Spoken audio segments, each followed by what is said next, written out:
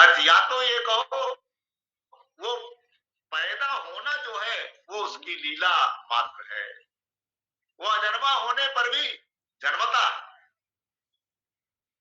जैसे जैसे जो जीव है वो अजन्मा है, न जायते म्रियते वा कदाचित् नायं भूत्वा भविता वा न भूयः अजो नित्यासतोऽयं पुराणो न हन्यते हन्यमाने शरीरे। वो आज है, नित्य है, शाश्वत है, सनातन है। न हन्यते हन्यमाने शरीरे, अरे भाई शरीरों के मारे जाने पर वो नहीं मारा जाता, ऐसा है। तो शरीर जन्मता है, आत्मा नहीं जन्मता। तो शरीर की उपाधि से कह दो कि यार जन्मने वाला है, और निर्बाधित रूप से वो अजन्मा है ही, क्या कहा जाता है। इसलिए सूक्ष्मत्वाद, वो इतना सूक्ष्म है, अविज्ञेयम, वो इतना सूक्ष्म है इसलिए वो जानने में नहीं आता, पकड़ में नहीं आता। जन्मने में जो आ रहा है बालक है या बालिका है, पशु है या पक्षी का बच्चा है, तो शरीर पकड़ में आता है, शरीर को पकड़ करके जन्म हो जाता है। तो भाई उसके अंदर में तो जीवात्मा है ना, कहते हैं वो जीवात्मा, जीवात्मा जो अंदर में है वो शरीर का आधार और अधिष्ठान है, वो सर्वाधार अधिष्ठान, सब संपूर्ण नाम रूप का आधार और अधिष्ठान बना हुआ। ये उसकी बहुत बहुत विचित्र ली जाए बखानी। इसलिए अभिज्ञेय, वो जानने में नहीं आता, पकड़ में नहीं आता।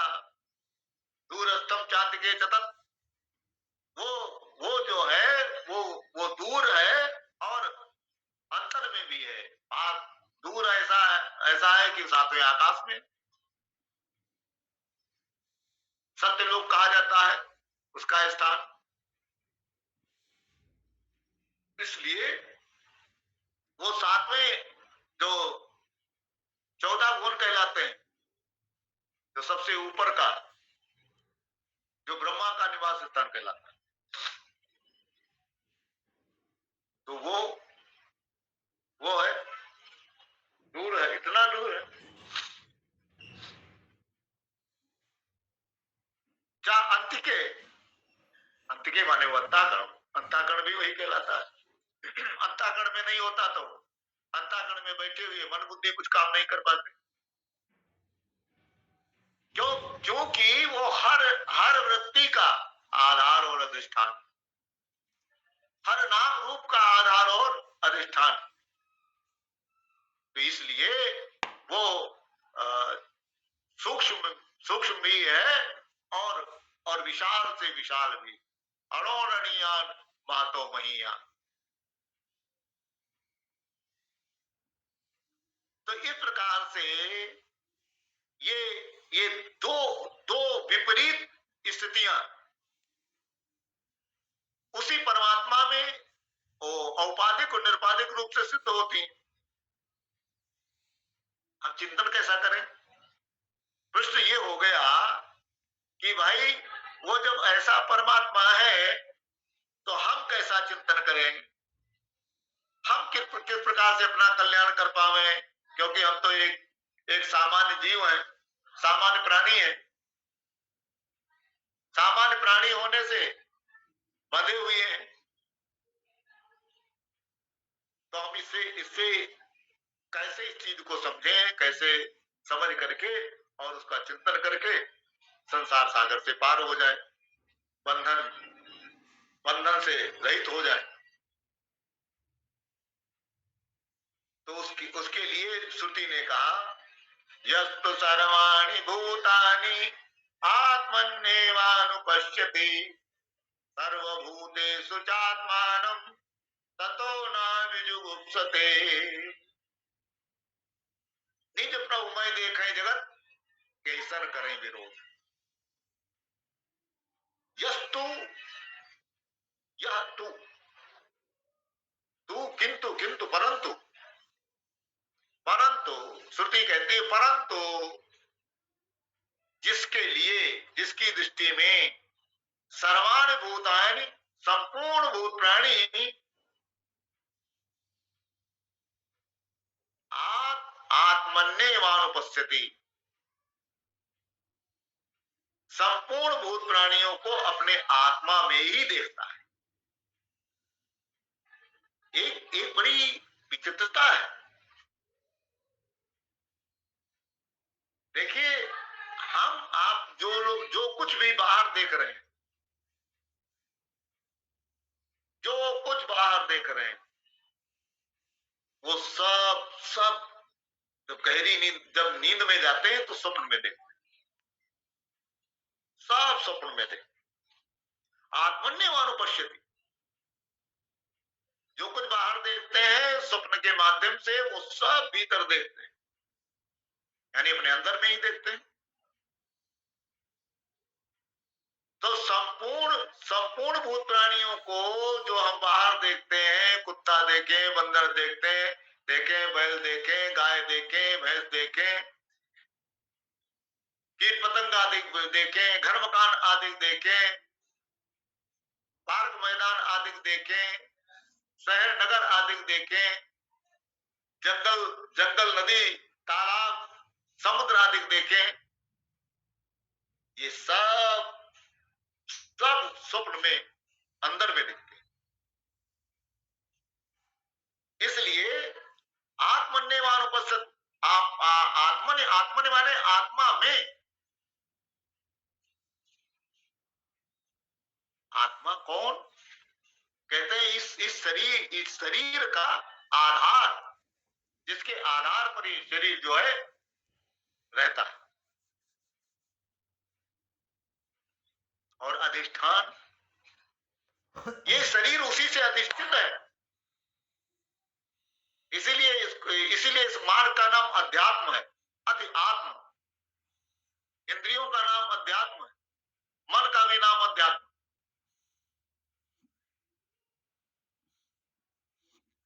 अधिष्ठित है, आत्मा के अधीन है, बुद्धि आत्मा के अधीन है, इंद्रिय आत्मा के अधीन है, शरीर भी आत्मा के अधीन है।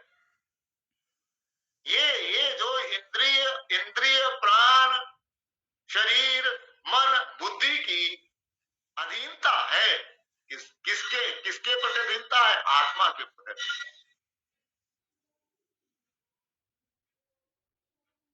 ये जो आत्मा के जो अधीनता है, इसको संत महापुरुष की शरण में जाकर के जानना चाहिए। तब कहते हैं कि तब कहते हैं ये आध्यात्मिक है। धार्मिकता और आध्यात्मिकता में जमीन आसमान का अंतर है। कर्म कर्म को लेकर के जो व्यवस्था है, उसको कहते हैं ये धार्मिक है, यानी सत्कर्म करने वाला, अच्छे कर्म करने वाला है तो कहते हैं ये धार्मिक है। शुभ कर्म में जिसकी प्रवृत्ति है,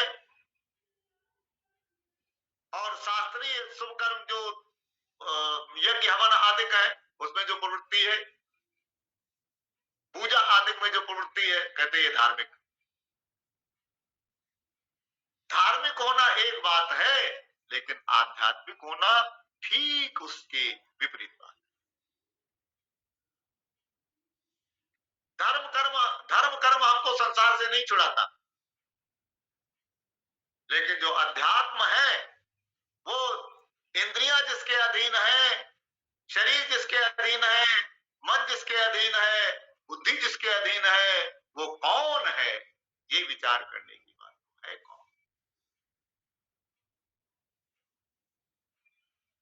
कौन है? अगर वो कौन है, वो ये विचार यदि करने के लिए चला तो हम ही थे भूले, हम ही में भूले, हमें खोजने हम ही चले, हम ही ने खोजा, हम ही ने पाया, कमी पड़ी तो हम ही मिले।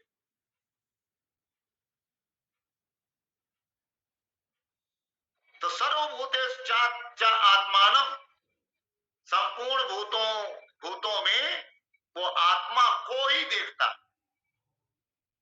अपने आत्मा को संपूर्ण भूत प्राणियों में देखता है, संपूर्ण भूत प्राणियों को स्वप्न के समान अपने आत्मा में देखता है। ततो न विजुगुप्सते, अब वो किससे घृणा करेगा? अब वो किससे घृणा करेगा? क्योंकि सुअर में भी मैं हूं, बंदर में भी मैं हूं, चींटी में भी मैं हूं, सर्प में भी मैं हूं, बिच्छू में भी मैं हूं, दुश्मन में भी मैं हूं और मित्र में भी मैं हूं। इस प्रकार से शत्रु मित्र मैं आदि जो कुछ जहां कहीं व्यवहार सब हो रहा है, जो कुछ भी दिखाई पड़ रहा है, आत्मा से रहित तो कोई चीज है नहीं, सब में जीवात्मा है। इसलिए वो किसी से भी घृणा नहीं करता, किसी से भी घृणा नहीं करता।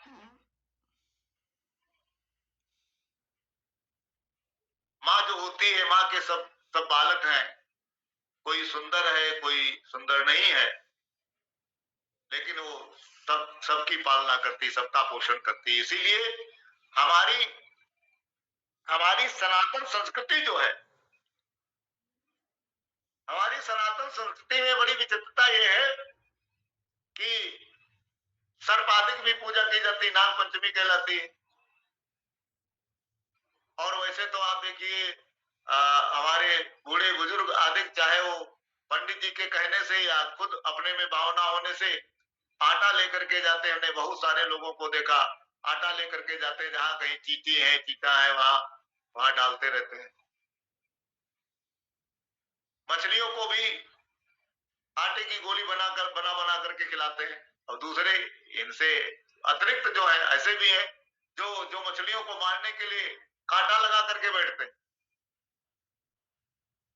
वो भी एक है जो मछलियों को मारने के लिए कांटा लगा करके बैठते हैं, और वो भी एक है जो मछलियों को खिलाने के लिए आटा लगा करके बैठते।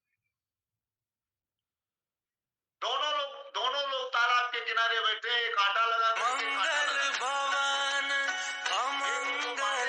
करता है, एक उनको जीने के लिए वो जीती रहे और उनको पोषण करने के लिए प्रयत्न करता है। तो जो पोषण करने का प्रयत्न करता है उसकी दृष्टि में सब में परमात्मा है, ऐसी दृष्टि है। क्योंकि सब में आत्मा है, ऐसी दृष्टि तो उसकी होती नहीं है, क्योंकि वो द्वैत वाला है। ईश्वर को सब में देखने लग जाए, वही बहुत बड़ी बात है। अब किसी से घृणा नहीं करता, क्योंकि श्रुति में हमारी भगवत गीता में भी 6ठे अध्याय में ये बात आई, सर्वभूतत्वात्मानं सर्वभूतानि च आत्मनि। संपूर्ण भूत प्राणियों में स्थित आत्मा को देखता, और सर्वभूतानि च आत्मनि, और आत्मा में संपूर्ण भूत प्राणियों को देखता है। इच्छते योग युक्त आत्मा सर्वत्र सब दर्शन। इस प्रकार से योग युक्त आत्मा यानी यानी परमात्मा से लगा हुआ, परमात्मा से जिसका चित्त लगा हुआ है वो योग युक्त है। अपने चित्त को जो जो शरीर के पोषण में लगा हुआ है, ऐन्द्रिक सुख में लगा हुआ है, उस मन को उसने कहां लगाया? उस आत्मा में लगाया, या कहो परमात्मा में लगाया। इसलिए योग युक्त आत्मा वो योग युक्त है, योग में अपने मन को जोड़ दिया।